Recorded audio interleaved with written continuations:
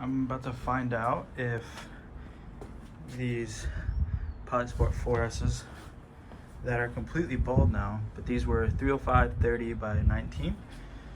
I'm gonna see if, let me show you how bald they were. Yeah, they were gone, both of them. I got a flat tire on the highway, and it's because they are pretty much done. Anyway, got these new ones in. 315 by 30 by 19. I'm gonna see if these puppies are able, I know they'll fit on the rim, I just don't know if they'll have clearance for the rear, because I am lowered on e-box springs, so I will update you later. Quick little update. The two wheels and the two tires did not fit in the Supra, so now I am in my mom's car.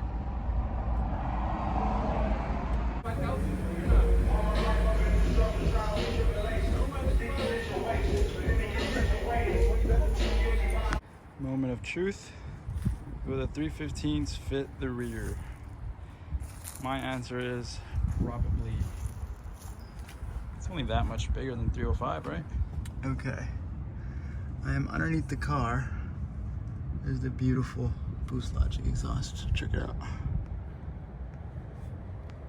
Boom. All right. Back to the point at hand. It barely fits, guys.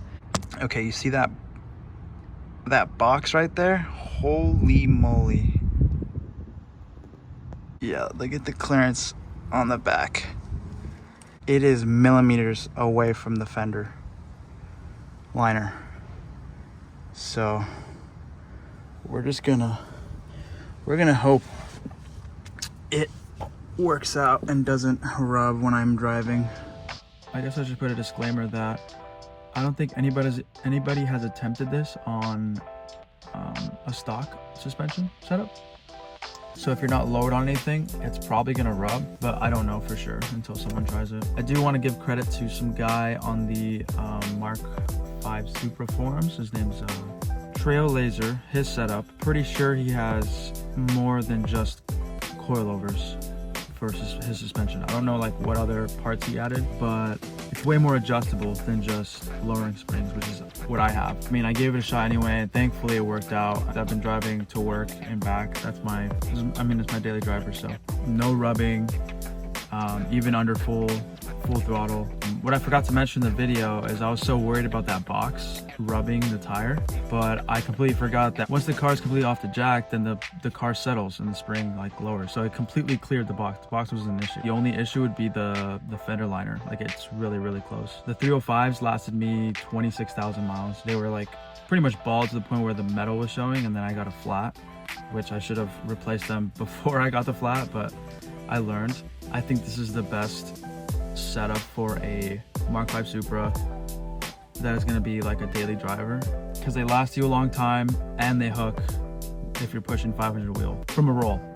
I'm a stick, so I don't really like putting so much stress on the transmission, especially from first, like from a dig. I haven't tried hooking in first. Maybe I will soon, but like I said, I don't like stressing out the clutch so much because I'm already pushing the upper tolerance of the stock clutch, so I don't want to have that go out and then spend more money and more money. This car's a freaking money pit.